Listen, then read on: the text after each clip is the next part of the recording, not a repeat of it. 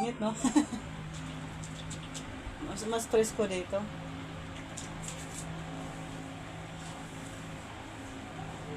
Pag aircon, ang kondisyon talaga ako kahit ilan pa gagawin ko.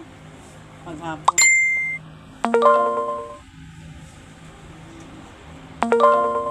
Huwag naman yung 100.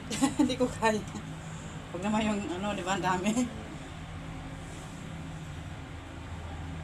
Kailangan kumain ako ng ano, may energy drink pa. Bumibili ako minsan eh. Kasi pag maano yung katawan ko, mabigat. Kasi ano rin to eh, mood din, di ba? May, minsan pag hindi mo gusto,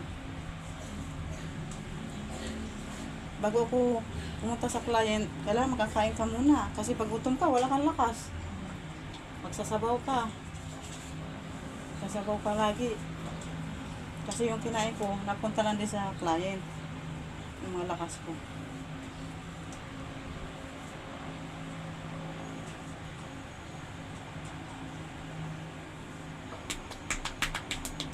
Katulad kagabi, malaking katawan noon. Depende sa ano.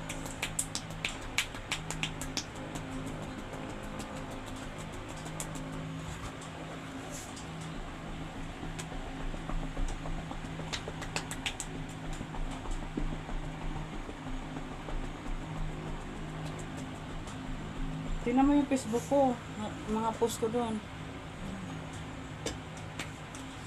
Yung profile ko.